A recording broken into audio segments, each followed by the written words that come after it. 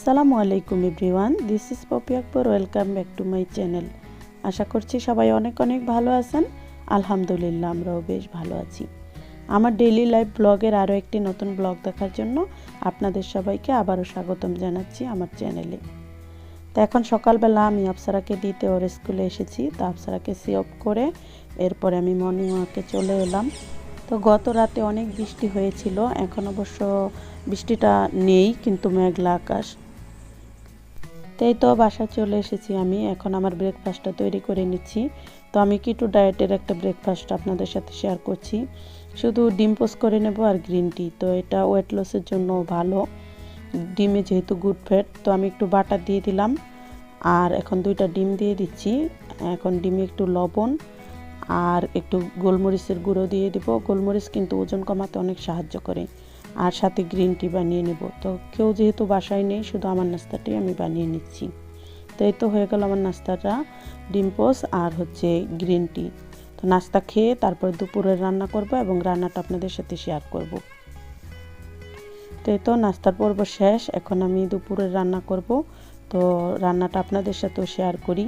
তো আমি এখানে মুরগির গিলা নিয়েছি 2.5 কেজির মতো, আর গিলাটাকে ছোট করে কেটে নিয়েছি। তারপরে হলুদের গুঁড়া আর লেবুর রস দিয়ে 25 মিনিটের মতো ভিজিয়ে রেখেছিলাম। এরপর কুসুম গরম পানি দিয়ে ধুয়ে নিলাম ভালোভাবে।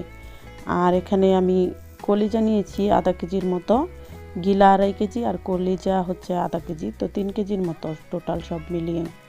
তো এই গিলা কলিজা দিয়ে আমি আপনাদের সাথে একটি খিচুড়ি রেসিপি শেয়ার করব। তো আশা করছি যারা এই রেসিপিটি কখনো করেননি তারা উপকৃত হবেন এবং আপনাদের কাছে ভালো লাগবে ইনশাল্লাহ। তো আমি খিচুড়ি রান্নার জন্য এখানে নর্মাল যে রান্না করি ভাত রান্নার সেই চাল নিয়েছি 4 কাপ, আর মুগের ডাল নিয়েছি 2 কাপ পরিমাণ। আর এখানে মুগ ডালটা আমি একটু ভেজে নেব। আর মুসুরি ডাল নিয়েছি 1 কাপ পরিমাণ। তো এই 2 ধরনের ডাল নিয়েছি। এখন আমি রান্নায় চলে এসেছি চুলায়। তো দিয়ে দিচ্ছি বাটার 100 গ্রামের মতো। আমি খিচুড়িটা বাটার দিচ্ছি, আপনারা চাইলে সয়াবিন তেল দিয়েও শুধু রান্না করতে পারেন। তো আমার কাছে বাটার ভালো লাগে, সেজন্য দিচ্ছি। আর বাটার একটা সুন্দর ফ্লেভার আসে। আর 1 কাপের মতো আমি এখানে সয়াবিন তেল দিয়ে দিলাম। আমি টোটাল রান্নাটায় যতটুকু তেল লাগে আমি একবারে দিয়ে দিচ্ছি সব, সেজন্যই বেশি বেশি করে সমস্ত মশলা সব কিছু একসাথে দিচ্ছি। তো এখানে কিছু আস্ত মশলা নিয়েছি, এলাচ নিয়েছি, শাহি জিরা নিয়েছি, আর গোলমরিচ নিয়েছি, দারুচিনি আর কয়েকটা তেজপাতা একটু ভেঙে দিয়েছি। তো সব মশলাগুলো দিয়ে দিচ্ছি আর বাটারটাও মেল্ট করে নিচ্ছি। তো শাহি জিরাটা আপনারা যদি না চান নাও দিতে পারেন, এটা অপশনাল। তো আমার কাছে দিলে ভালো লাগে, সেজন্য দিচ্ছি। তো 2.5 কাপ পরিমাণ পেঁয়াজ কুচি দিয়ে দিলাম। তো আজকের খিচুড়িটা আমি এমনভাবে রান্না করব, একদম ভুনা না আবার একদম পাতলাও না, একদম মিডিয়াম লেভেলের একটা খিচুড়ি। যেমন ঝরঝরে ভুনা খিচুড়ি সেরকম না, মিডিয়াম মতো। তো আমি আদা রসুন বাটা দিয়ে দিলাম 1 কাপের মতো। আমি টোটাল গিলা আর খিচুড়িতে যা লাগে সমস্ত মশলা একসাথে দিয়ে দিচ্ছি। তো আমি ঝালের জন্য কাঁচামরিচ ফালি করে দিয়ে দিলাম, আপনারা চাইলে শুকনো মরিচের গুঁড়া দিতে পারেন। আর সুন্দর একটা কালারের জন্য টমেটো পিউরি দিয়ে দিলাম। তো টমেটো পিউরি এখানে আমি 3 টেবিল চামচ পরিমাণ দিলাম। তো হলুদের গুঁড়া দিয়ে দিলাম 2.5 টেবিল চামচ পরিমাণ। আমি যেহেতু শুকনো মরিচের গুঁড়া ব্যবহার করছি না রান্নায়, সেজন্য টমেটো পিউরি দিয়েছি সুন্দর একটা কালারের জন্য। তো এই পর্যায়ে লবণ দিয়ে দিচ্ছি 2.5 টেবিল চামচ পরিমাণ, জিরার গুঁড়া দিচ্ছি 2.5 টেবিল চামচ, ধনিয়ার গুঁড়া দিচ্ছি 2 টেবিল চামচ, আর গরম মশলার গুঁড়া দিচ্ছি 1 টেবিল চামচ। তো সমস্ত মশলাগুলো একসাথে ভালোভাবে নেড়ে তারপরে মিটার ভিতরে পানি দিয়ে মশলাটা কষিয়ে নেব। তো গিলাতে কিন্তু কালার আসতে চায় না, একটু কালো কালো হয়ে যায়, সেজন্য টমেটো পিউরিটা দিলে ভালো হয়, কালারটা সুন্দর আসে। তো আমি পানি দিয়ে দিলাম 1 কাপ পরিমাণ, তারপরে ভালোভাবে কষিয়ে নিয়েছি। 5 মিনিটের মতো কষিয়ে নিলাম। তো এই তো মশলাটা কষানো হয়ে গিয়েছে, এটার র স্মেলটা কিন্তু চলে গিয়েছে, কাঁচা কাঁচা যে গন্ধটা সেটা আর নেই, আর উপরে তেলটা চলে এসেছে। তো এই পর্যায়ে আমি ধুয়ে রাখা গিলাগুলো দিয়ে দিলাম। গিলাটা নেড়ে চেড়ে ভালোভাবে মিশিয়ে নিয়ে তারপরে ঢাকনা দিয়ে ঢেকে জাল করে নেব সিদ্ধ হওয়া পর্যন্ত। আর আমি কলিজাটা কিন্তু একটু পরে দেব, গিলাটা আধা সেদ্ধ হলে তারপরে, তা না হলে নাড়তে নাড়তে কলিজাটা ভেঙে যেতে পারে। তো এই তো এখন ঢাকনা দিয়ে ঢেকে দেব। আর এই গিলা থেকে কিন্তু পানি উঠবে, আমি আর পানি দেব না।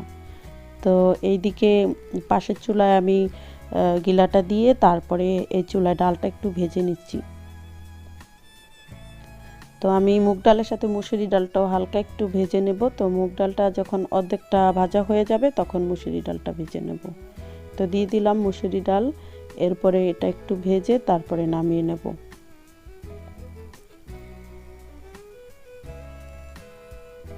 তো এই তো হয়ে গেছে ভাজা, এখন নামিয়ে নিলাম। এখন ডালের সাথে চালগুলো দিয়ে তারপরে আমি ঠান্ডা পানি দিয়ে ভিজিয়ে রাখবো 20 মিনিটের মতো। তারপরে ধুয়ে স্ট্রেনারে ঝরা দিয়ে দেব।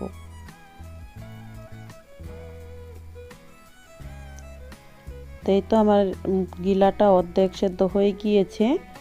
এখন আমি কলিজাগুলো দিয়ে দেব। তো দিয়ে দিচ্ছি কলিজাটা, তারপর নেড়ে চেড়ে আবার ঢাকনা দিয়ে ঢেকে দেবো। তো আমি যদি গিলাটা সিদ্ধ করে নিতাম তাহলে পানি দিতে হতো এটা কষানোর জন্য। তো যেহেতু কাঁচা অবস্থায় দিয়েছি সেজন্য আমাকে আর পানি দিতে হয় নাই। এটা থেকে যেই পানি উঠেছে তাতে আমার একদম সেদ্ধ হয়ে গিয়েছে। তো প্রায় 1 ঘন্টার মতো আমি এটাকে সেদ্ধ করে নিয়েছি। তো রান্না করা হয়ে গিয়েছে। এখন আমি ধুয়ে রাখা চালগুলো দিয়ে দিচ্ছি।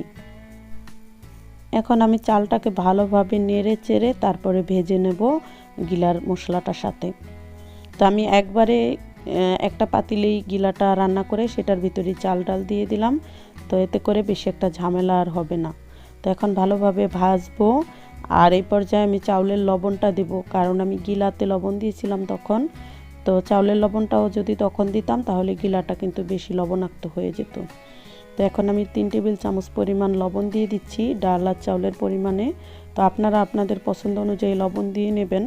তো লবণটা দিয়ে আবার নেড়ে চেড়ে দিচ্ছি। এখন আমি আর 1 টেবিল চামচ পরিমাণ গরম মশলার গুঁড়াটা দিয়ে দেব। এই তো দিয়ে দিচ্ছি গরম মশলার গুঁড়াটা। তো এই গরম মশলার গুঁড়াটায় কিন্তু সুন্দর একটা ফ্লেভার আসে। তো আমি টোটাল 2 টেবিল চামচ পরিমাণ দিলাম।